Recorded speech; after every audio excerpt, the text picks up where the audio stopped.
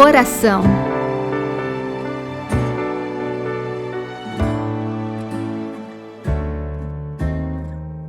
Olá, meu irmão, minha irmã, eu sou o Padre Eliomar Ribeiro, diretor nacional da Rede Mundial de Oração do Papa, o Apostolado da Oração e o Movimento Eucarístico Jovem.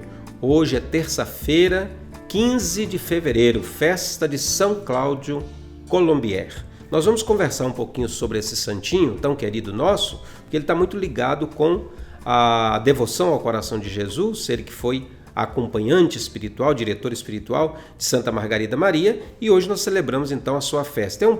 É um santo não tão conhecido, pouco conhecido, mas que vale a pena a gente saber da vida dele e ver da importância dele também no acompanhamento então de Santa Margarida.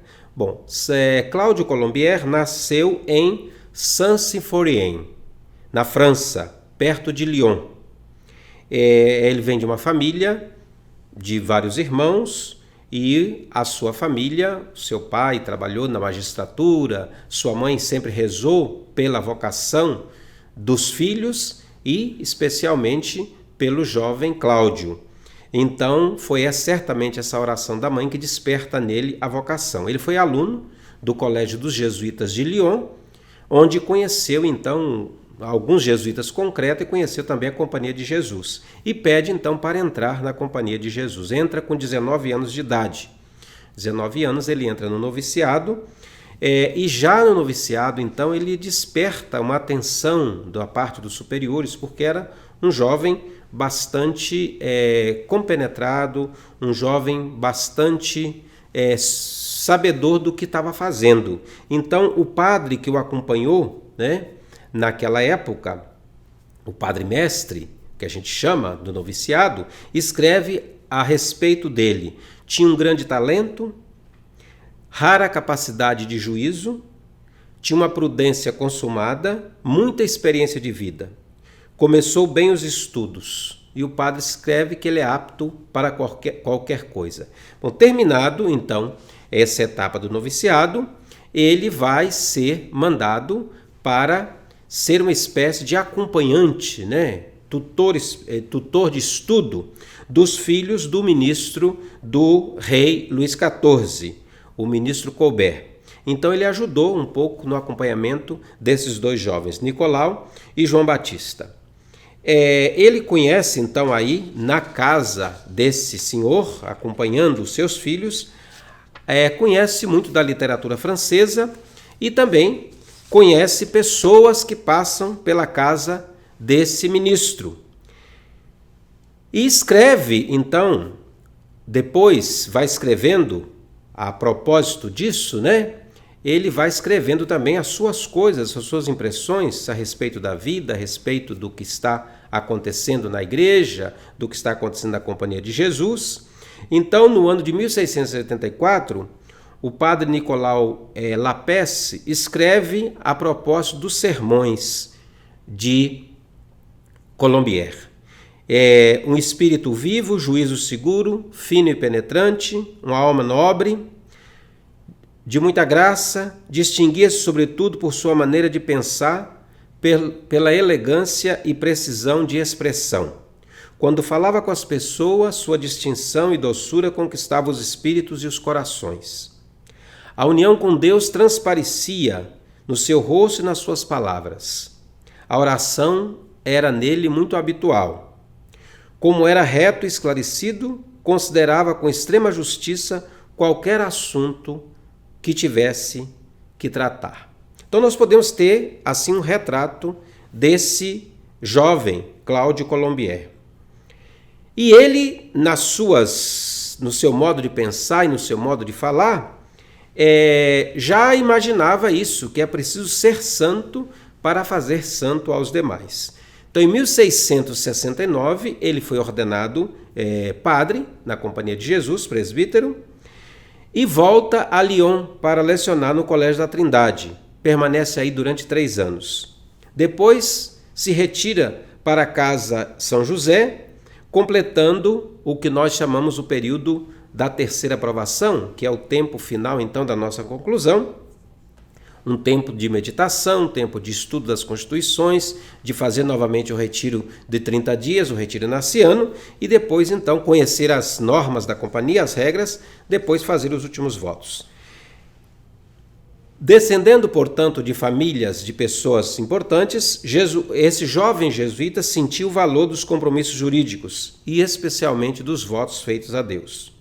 Então, não só lá na Casa São José, mas durante mais de 3 ou 4 anos, meditou profundamente as constituições e o espírito da Companhia de Jesus. Assim, fez então os votos de observar as constituições, as regras comuns, as regras da modéstia e da vida sacerdotal, o mais perfeitamente possível. Foi esse o meio que escolheu para santificar-se. Nesse sentido, numa das suas deliberações que tomou durante esse período final, ele escreve: não importa o preço, é preciso que Deus esteja contente. É verdade que é preciso ser santo para fazer santos. E meus defeitos, muitos consideráveis, me fazem conhecer quanto estou distante da santidade. Mas, meu Deus, fazei-me santo, e não poupai nada para me fazer santo. Quero sê-lo, não importa o que me custar. Então veja que esse texto dele, na última etapa de formação da companhia, reflete um pouco muito da pessoa de Cláudio Colombier. Com essas qualidades espirituais, então, e intelectuais, o padre Cláudio como que já vai se preparando para receber uma grande missão, que nem ele mesmo sabe qual é. Mas foi transferido, então, da cidade de Parrelemonial, o padre Pierre, que era superior dos jesuítas daquela comunidade. E aí é enviado para Parrelemonial o padre Cláudio Colombier. Foi designado, então, para ser o superior da comunidade.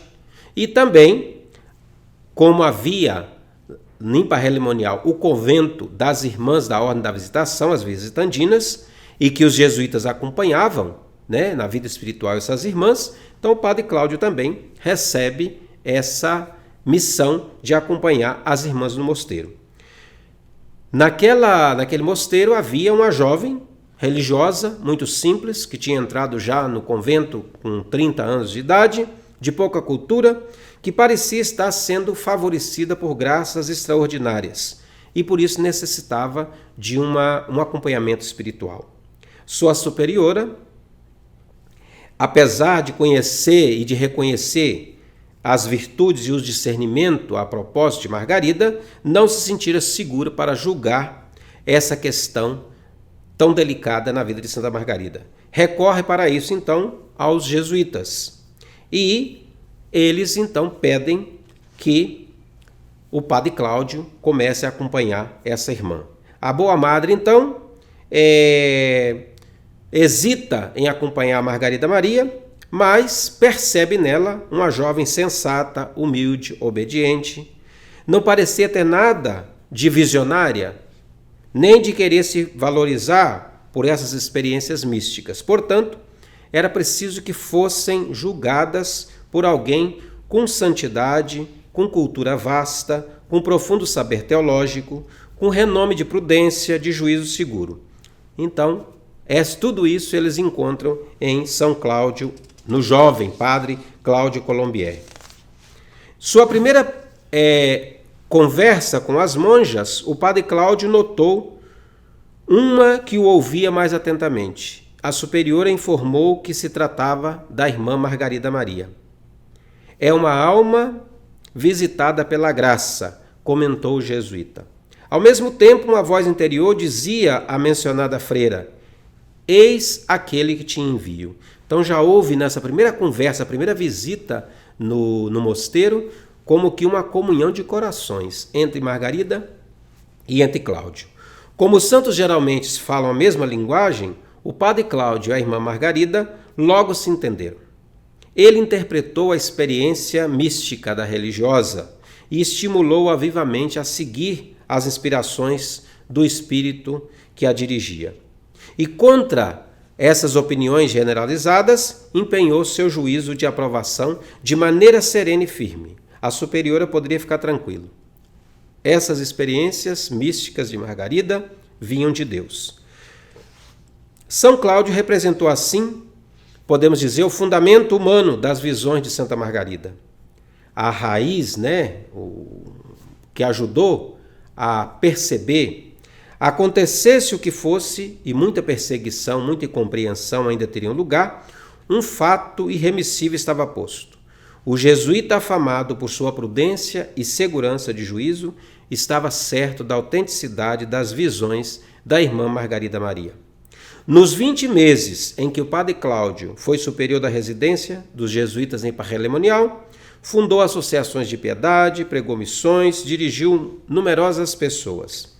Porém, a grande importância do seu apostolado constituiu no apoio inestimável que prestou a Santa Margarida Maria. Uma nova luz, a devoção ao Sagrado Coração, iria encher os espaços da Igreja sob o apoio dos papas e dos santos. E ele foi o fiel que recebeu esse encargo. Outro campo ainda maior do que o apostolado reclamava o zelo e o cuidado do padre Cláudio. Então ele foi transferido de Parrelemonial para a Inglaterra. O duque de York, herdeiro do trono, futuro Jaime II, casou-se com a princesa italiana Maria Beatriz, filha do duque de Módena. O padre Cláudio foi escolhido para a difícil tarefa de ser seu confessor e o pregador de sua capela. Deveria viver em meio a uma população cheia de prevenções anticatólicas. A Inglaterra já tinha proclamado nessa época, a separação da igreja. Nós estamos lembrando disso, Já tinha se criado a igreja do Império, a igreja anglicana. Deveria viver então em meio a uma população cheia de prevenções anticatólicas, ter hábitos da corte, sem se deixar mundanizar, saber agradar com naturalidade, mas ser firme nos princípios. Poderia fazer um bem muito grande, porém, sempre teria o risco de comprometer os interesses católicos de forma grave, se fosse inábil ou imprudente. Tal missão pressupunha não apenas uma virtude sólida, mas também destreza e uma experiência maior de vida. São Cláudio, podemos dizer que é um perfeito filho da obediência. Deixa Parrelemonial, vai então para Londres, chegando lá no ano de 1676. Na capital inglesa, não se limitou a ser o pregador e diretor de consciência, da duquesa de York, mas exerce a sua função. Seus densos e piedosos sermões na capela do palácio atraíam muita gente. Visitava doentes, converteu muitas pessoas, resgatou da apostasia dezenas de sacerdotes, sempre que possível inculcava a devoção ao Sagrado Coração, que recebeu de Santa Margarida, e ao escapulário de Nossa Senhora do Carmo. O ódio antirreligioso contra ele aumentou. Para destruir as perspectivas favoráveis que a religião católica encontrava na Inglaterra neste final do século XVII, foi desencadeada uma das mais terríveis campanhas de calúnias da história. Uma mistura de estrondo publicitário, o que hoje nós chamamos também a mídia, denúncias no parlamento, medidas judiciais, pressões sobre a corte e sobre o rei. Embora fosse baseado tudo em grande mentira, a agitação criou uma convulsão e o parlamento, então, e a opinião pública colocou-se contra. São Cláudio foi acusado injustamente de um suposto complô contra o rei. Foi lançado no calabouço com péssimas condições que agravaram sua saúde, já uma tuberculose iniciante. Em dezembro de 1678, foi banido da Inglaterra, mandado embora, para a França novamente. O padre Cláudio viveu ainda alguns meses, sempre muito doente. Foi-lhe dado um ofício pouco cansativo, diretor espiritual dos seminaristas em Lyon. Tendo, durante essa fase, exercido uma benéfica influência sobre o futuro padre de la Galifet, o qual se transformou num dos maiores apóstolos da devoção do Sagrado Coração de Jesus no século XVIII. São Cláudio faleceu em Parrelimonial no dia 15 de fevereiro de 1681. Foi celebrizado como santo da confiança e o pregador da misericórdia do Sagrado Coração de Jesus. Foi beatificado por Pio XI em 1929 e foi canonizado pelo Papa, também santo, João Paulo II, em 1992. Portanto, nós temos então esse jovem santo, que acompanhou toda essa saga, que nós podemos dizer assim, das visões, das experiências místicas de Santa Margarida, tornando-se ele mesmo o defensor, depositário da devoção, e ele também que lega para a companhia de Jesus o cuidado da devoção ao coração de Jesus. Então nós queremos pedir a intercessão de São Cláudio Colombier pela Rede Mundial de Oração do Papa, nesse dia dedicado a ele, por todos os membros do apostolado da oração, todos os jovens do MEG também, rezando pela Igreja, para que São Cláudio, junto de Cristo, alcance para nós as graças necessárias para também nós estarmos sempre a serviço do reino. Evitando tantas vezes, isso que fez com que ele fosse mandado embora da Inglaterra. Evitando fofocas, evitando disse-me-disse, evitando às vezes transmitir notícias falsas, que hoje está muito em moda. Peçamos a São Cláudio para nos dar, alcançar de Cristo esse justo juízo, uma consciência mais tranquila para servir ao reino como ele merece. Um grande abraço para você e até a próxima semana, se Deus quiser. Sagrado coração do meu Jesus, oração ao Sagrado Coração de Jesus. Infinito de amor. Ó coração de Jesus, meu Salvador, que depois de ter derramado o vosso sangue na cruz até a última gota, imolai-vos todos os dias na missa. Eis-me diante de vós, desejando ardentemente corresponder aos apelos de vossa imensa caridade. Prometo empregar todos os esforços para que o vosso reino seja ampliado nas comunidades, nas famílias e nos corações de todos. Jesus, manso e humilde de coração, fazei o nosso coração semelhante ao vosso.